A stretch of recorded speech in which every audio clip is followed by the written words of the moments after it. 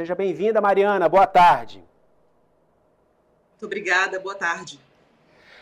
Qual o significado político dessa anistia? Se isso avançar, pode ser uma derrota para o governo?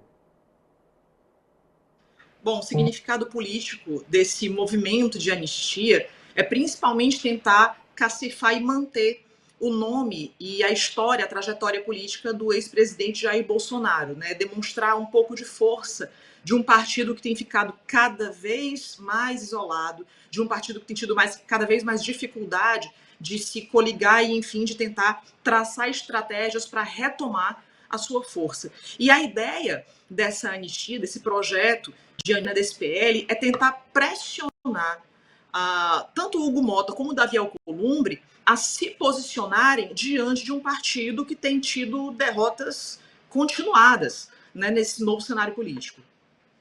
Mariana, a direita, ela sempre defendeu aqui no Brasil parlamentares do Partido Liberal, ou parlamentares de outros partidos que têm essa agenda mais inclinada à direita, um tratamento mais duro contra criminosos, prisão e por aí vai. E a gente vê algo diferente quando a gente fala dos condenados, daqueles que estão em prisão cautelar pelas invasões do 8 de janeiro. Como você avalia esse paradoxo que vem sendo pontuado e apontado pela base governista? Porque a gente entrevista aqui alguns parlamentares da base governista e eles classificam essa postura como um paradoxo de integrantes da direita no Brasil.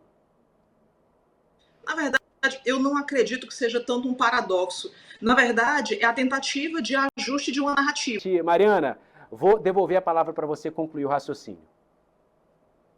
Bom, como eu dizia, a ideia de proteção dos direitos humanos pelas pessoas que agora defendem o que antes, enfim, combatiam de feroz e tão acirrado, não é, na verdade, um paradoxo, né? Não é algo tão profundo, porque não se tem, talvez, a dimensão da importância dos direitos humanos. O que, na verdade, essas pessoas querem, o que essas pessoas que ainda estão passando por processo, essas 1.400 pessoas que temem tanto a força do judiciário brasileiro, é uma tentativa de escapar dentro de um contexto de humanização de pena, dentro de um país que é reconhecido pelo seu estado de coisas inconstitucional, e agora a defesa talvez seja o último artifício, né? A última saída, defender algo que muitos deles efetivamente não acreditam. Mariana, fala-se muito sobre o termo extrema, né? O que seria de esquerda, o que seria de extrema esquerda, o que seria de direita, o que seria de extrema direita. Eu acho que para a gente entender, sem entrar em um aspecto mais subjetivo, mais científico dessa análise, como a gente conseguiria ilustrar com exemplos? Não precisamos ir para os líderes de direita hoje no mundo, Itália, entre outros países. Vamos trazer aqui para a realidade brasileira. Como a gente conseguiria exemplificar aqui? Qual político seria de direita e qual político seria de extrema direita? Ou qual partido? Ou qual personagem político, enfim? Como você ilustraria essa diferença para a gente? Essa pergunta é interessantíssima, porque quanto mais a gente puder popularizar esse assunto, tanto melhor. A gente precisa gostar de falar sobre política e talvez gostar mais de política do que de partidos. A ideia de divisão entre esquerda, extrema esquerda, direita e extrema direita, ela tem muito mais a ver com o tipo de agenda de cada partido do que propriamente com a ideologia política raiz. Né? A ideia de esquerda é quando um partido ou uma coligação de partidos começa a se alinhar a pautas que são mais sociais, né? Que tem uma busca maior por questões que envolvem a presença do Estado, como o emprego, como a saúde pública, como serviços públicos. Já a direita, ela tem uma inclinação de menor participação do Estado na condução das políticas e na condução dos equipamentos públicos. A ideia da direita é tentar considerar menos aspectos sociais e mais aspectos de austeridade,